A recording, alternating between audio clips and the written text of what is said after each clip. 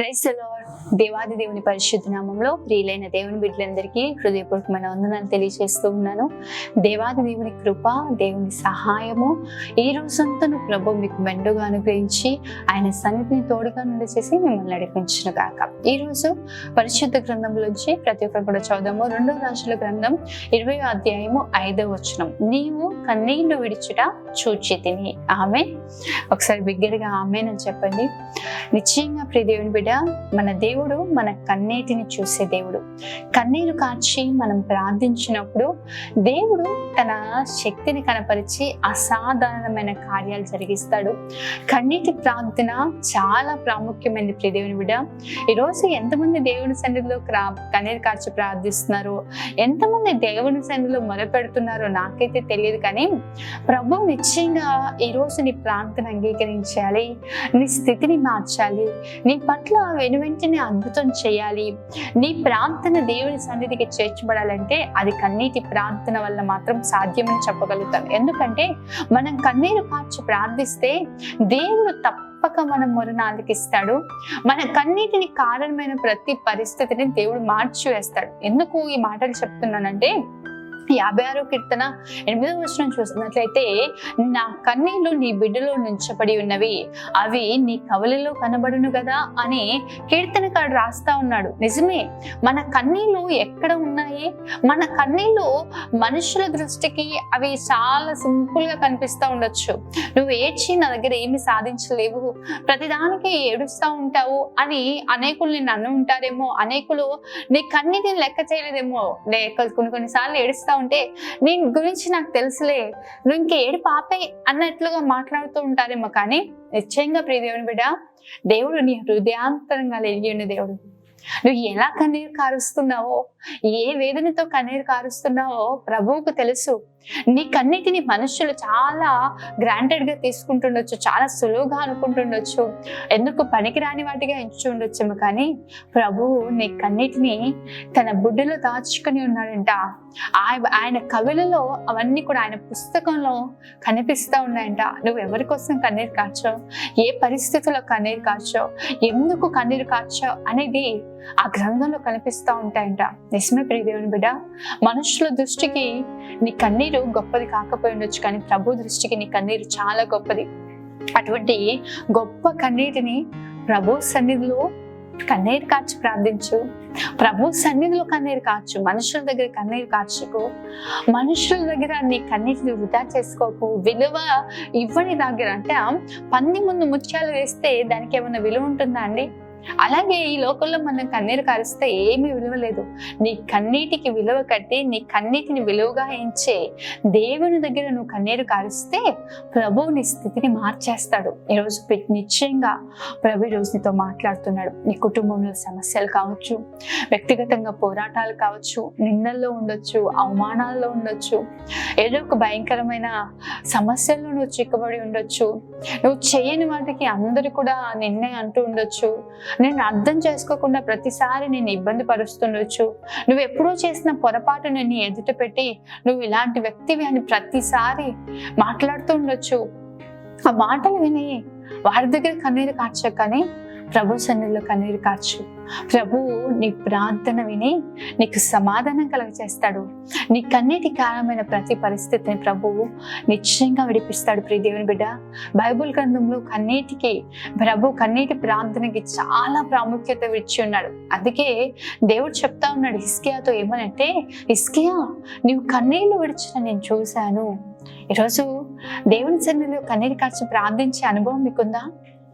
నువ్వు ఎదుర్కొన్న సమస్యలు, నువ్వు ఎదుర్కొంటున్న పోరాటాలు, నీ జీవితంలో కలుగుతున్న నిందలు, అవమానాలు, వ్యతిరేకతల్లో విడుదల పొందుకోవాలంటే ప్రభు సన్నిధిలో కన్నీరు కార్చి ప్రార్థించండి. కొంతమందిని చూస్తూ ఉంటాం, మాతో మాట్లాడుతున్నప్పుడు కన్నీరు వస్తుంది, కానీ దేవుని సన్నిధిలో ఎప్పుడు కూడా కన్నీరు కార్చి ప్రార్థించరండి.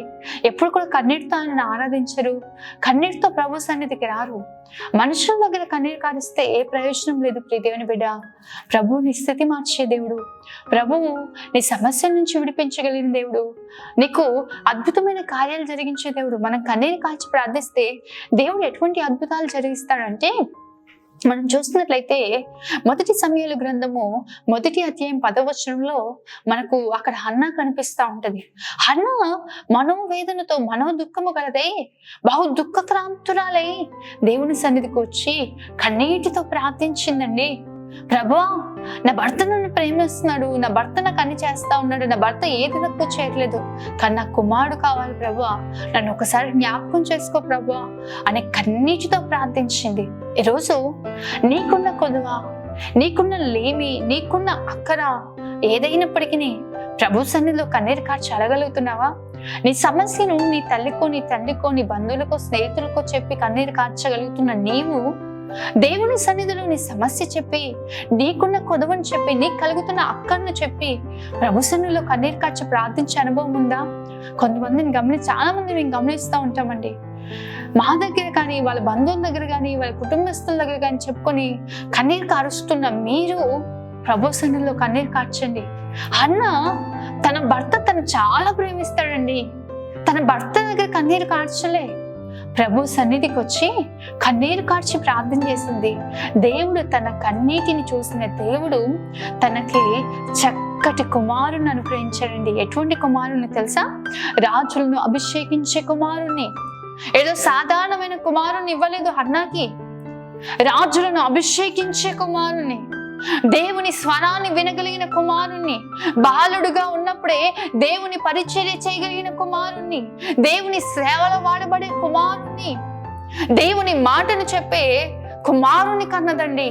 ఈరోజు కన్నీరు కార్చండి, తద్వారా గొప్ప మేలు పొందుకుంటారు. కన్నీరు కార్చి అడగని ప్రభు సన్నిధిలో అసాధారణమైన కార్యాలు చేస్తారు. దేవుడు కన్నీరు కార్చి ప్రార్థిస్తే సాధారణమైన బిడ్డను హన్నాకి ఇవ్వలేదండి, ఒక నిశ్చయంగా అసాధారణమైన బిడ్డని దేవుడు హన్నాకి ఇచ్చాడు. ఈరోజు కన్నీరు కార్చి ప్రార్థించండి, అటువంటి గొప్ప కార్యాలు మీరు చూస్తారు. అదేవిధంగా మనం చూసినట్లయితే హిజ్కియా జీవితంలో కూడా మనం చూడొచ్చు. ఆ 2వ రాజుల గ్రంథం 20వ అధ్యాయంలో మనం చదువుతా ఉంటే యెషయా ప్రవక్త వచ్చి చెప్తా ఉంటాడు, హిజ్కియా నువ్వు మరణమవుతున్నావు, నీ ఇల్లు చక్కబెట్టుకో అని అన్నప్పుడు గోడ తట్టు తన ముఖాన్ని తిప్పుకొని కన్నీరు కార్చి ప్రార్థిస్తూ ఉంటాడండి. హిజ్కియా కన్నీళ్లు విడుస్తూ ఉంటాడు. దేవుడు వెనువెంటనే చెప్తా ఉంటాడు, మరలా యెషయాని పంపించి, నీవు కన్నీళ్లు విడుచుట నేను చూశాను. ఎక్కడ కన్నీళ్లు విడిచాడు? యెషయా దగ్గర కన్నీళ్లు విడిచాడా హిజ్కియా? తన మరణ వార్తను పట్టుకొని వచ్చిన యెషయా ముందు కన్నీరు కార్చాడంటే కానే కాదు. ప్రభు సన్నిధిలో ప్రభు తట్టు తన ముఖాన్ని తిప్పుకొని కన్నీరు కార్చి ప్రార్థించాడు. దేవుడు తన కన్నీటి ప్రార్థన విని ఆయుష్ను కలగచేశాడు.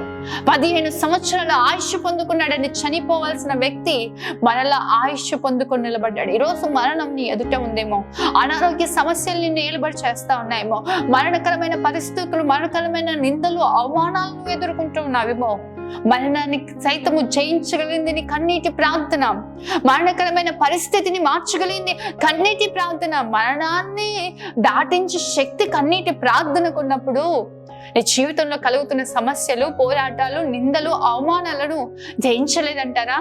నీ కన్నీటి ప్రార్థన నిశ్చయంగా ప్రియ దేవుని బిడ్డ మరణం నుంచి విడిపించగలుగుతుంది. నీవు ఎదుర్కొన్న ప్రతి సమస్య నుంచి విడిపించగలుగుతుంది. ప్రభు సన్నిధిలో కన్నీరు కార్చండి. ఈరోజు కన్నీరు కార్చి ప్రార్థిస్తున్నాడేమో, దేవుడు నీతోనే మాట్లాడుతున్నాడు, నేను ధైర్యపరచడానికి ప్రభు మాట్లాడుతున్నాను. హిజ్కియాని మరణం నుంచి తప్పించిన కన్నీటి ప్రార్థన ఈ రోజు నువ్వు కన్నీరు కార్చి ప్రార్థిస్తుండగా నీ కుటుంబంలో కావచ్చు, నీ వ్యక్తిగత జీవితంలో కావచ్చు, నువ్వు ఎదుర్కొన్న ఏ పరిస్థితి అయినా కావచ్చు, ప్రభు తప్పించి నిన్ను గొప్ప సాక్షిగా నిలబెట్టగలిగిన దేవుడు. అదేవిధంగా మనం చూసినట్లయితే లూకా సువార్త 7వ అధ్యాయం 36వ వచనంలో మనం చదివితే అక్కడ ఒక స్త్రీ కనిపిస్తూ ఉంటది. పాపాత్మురాలైన స్త్రీ అని ఆమె గురించి రాయబడి ఉంది. ఇంకా ఆమె పేరు ఏమీ లేదండి, ఆమె పేరే పాపాత్మురాలైన స్త్రీ. అంటే ఎంత భయంకరమైన పాపంలో ఉంటే ఆమెకు ఆ పేరు పెట్టబడి ఉంటది. ఎంత భయంకరమైన జీవితాన్ని ఆమె జీవిస్తే ఆ పేరు ఆమెకు పెట్టబడి ఉంటది. బైబిల్ గ్రంథంలో కొంతమందిని మనం చూస్తూ ఉంటాం, గనురాలైన స్త్రీ అని ఒక స్త్రీని గురించి రాయబడింది. ఎందుకంటే ప్రభువు కొరకు గొప్ప కార్యాలు ఆమె చేయగలిగింది. ఈమెను గురించి చూస్తే పాపాత్మురాలైన స్త్రీ, ఎందుకంటే అంత భయంకరమైన పాపంలో జీవిస్తూ ఉందండి. ఆ భయంకరమైన పాపంలో ఉన్న ఆ స్త్రీ ప్రభు దగ్గరికి వచ్చి ప్రభు ఒక ఇంట భోజనం చేస్తున్నాడని తెలుసుకొని యేసయ్య పాదాల యొద్దకు వచ్చి కన్నీరు కార్చిందండి. కన్నీటితో యేసయ్య పాదాలను కడిగి తన తల వెంట్రుకలతో తుడిచి ముద్దు పెట్టుకుంటా ఉందంట. అయితే ప్రభు చెప్తున్న మాట ఏంటి తెలుసా?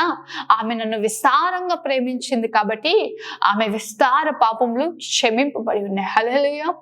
దేవుడు మనం కన్నీరు కార్చి ప్రార్థిస్తే మన పాపాల నుంచి కూడా విడిపించే దేవుడు. ప్రియ దేవుని బిడ్డ, నిజంగా ఆ పాపాత్మురాలైన స్త్రీ జీవితంలో ఎన్ని పాపాలు ఉన్నాయో, ఎంత పాపపు అనుభవాన్ని ఆమె కలిగి ఉందో, కానీ ఆమె కన్నీటి ప్రార్థన విలువగా ఆమె కన్నీళ్ళని తీసుకొచ్చి యేసయ్య పాదాల దగ్గర కన్నీరు కార్చడాన్ని బట్టి తన పాపాల నుంచి తను విడిపింపబడి పరిశుద్ధపరచబడింది. ఈరోజు ప్రియ దేవుని బిడ్డ, కన్నీరు కార్చి ప్రార్థించు. ప్రభు సన్నిధిలో కన్నీరు కార్చి ప్రార్థించు.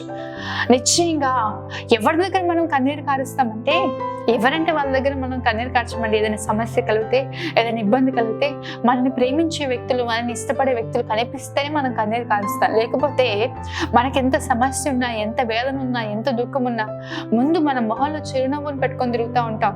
మనల్ని ప్రేమించే వ్యక్తులు మన ఎదుట కనిపించారనుకోండి, ఇంకా దుఃఖాన్ని ఆపుకోలేక దుఃఖాన్ని మనం కనపరుస్తుంటాం. ఈరోజు తన ప్రేమను, ఆ పాపాత్మురాలైన స్త్రీ ప్రేమను ప్రభు ఎలా తెలుసుకున్నాడంటే, తన హృదయంలో ఉన్న దుఃఖాన్ని అంతా కూడా ఆయన కాళ్ళ దగ్గర కనపరిచిందండి. ఆయన కాళ్ళను తన కన్నీటితో కడుగుతూ కనిపించింది. తద్వారా యేసయ్య చెప్తా ఉన్నాడు, ఈమె నన్ను విస్తారంగా ప్రేమించింది, ఈమె విస్తార పాపములు క్షమింపబడి ఉన్నాయి. నిజమే ప్రియ దేవుని బిడ్డ, కన్నీరు కార్చి ప్రార్థన చేయండి. ఎందుకు కన్నీరు కార్చి ప్రార్థన చేయాలి? ఎందుకు మా కన్నీటి ప్రార్థన అవసరం అంటే, యేసయ్య కూడా కన్నీటితో ప్రార్థించిన అనుభవం కలిగిన వ్యక్తి.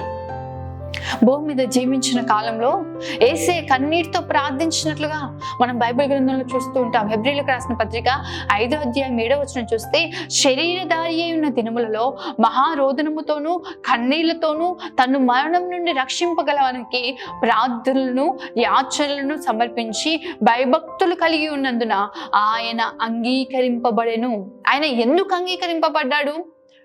ఎందుకు ఆయన ఆ ఇంపైన శ్వాసంగా అంగీకరింపబడ్డాడు అంటే, ఆయన శరీరధారి అయి ఉన్న దినాల్లో అంట దేవుని యందు భయభక్తులు కలిగి మహారోదనముతోనూ కన్నీళ్లతోనూ తన మరణం నుండి తప్పించగల దేవునికి ప్రార్థనలు యాచనలు చేశాడంట. ఈరోజు నిన్ను మరణం నుంచి తప్పించే దేవుడు ఆయన. నీ జీవితంలో నువ్వు ఎదుర్కొంటున్న నిందల నుంచి, అవమానాల నుంచి, పోరాటాల నుంచి, పాపం నుంచి కూడా నిన్ను విడిపించే దేవుడు ఆయన.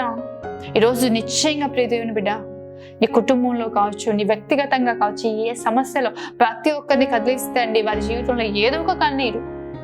ఈరోజు నీ కన్నీటి నుంచి నీకు విడుదల కలగాలి.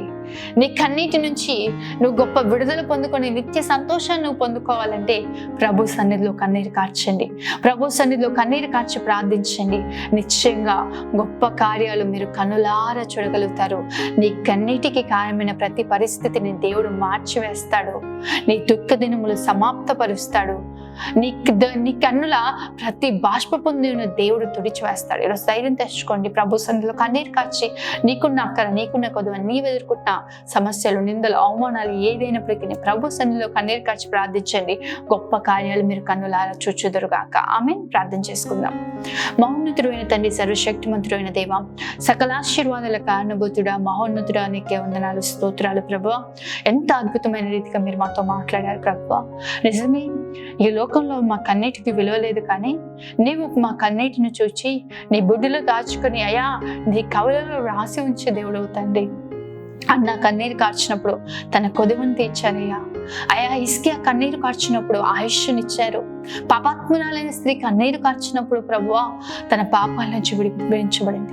ఈ రోజు నీ బిడ్డలు నీ సన్నిధిలో దేని నిమిత్తం కన్నీరు కార్చి ప్రార్థిస్తున్నారు మాకైతే తెలియదు, కానీ మరణం నుండి రక్షింపగల దేవునికి నీవెలాగా మహారోదనతో కన్నీళ్లతో ప్రార్థన యాచనలు చేశావో, ఈ రోజు సమస్యల నుంచి విడిపించగలిగిన దేవుడు నీ వైపు, ఆయా స్థితి మార్చగలిగిన నీ వైపు, విడిపించగలిగిన నీ వైపు వారి చేతులెత్తి కన్నీరు కార్చి ప్రార్థిస్తుండగా వారిని కృపతో జ్ఞాపకం చేసుకోమని, వారికి అన్నిటి కాలమైన ప్రతి పరిస్థితి నుంచి విడిపించి గొప్ప ఆనందం, గొప్ప సంతోషం మరి హృదయాల్లో కలగచేయమని, బిడ్డలందరినీ దీవించమని ప్రభు ప్రార్థిస్తూ నీ సహాయాన్ని కోరుకుంటూ, నీ కృపను కోరుకుంటూ యేసు పరిశుద్ధ నామములో వేడుకుంటూ ఉన్నాను తండ్రి.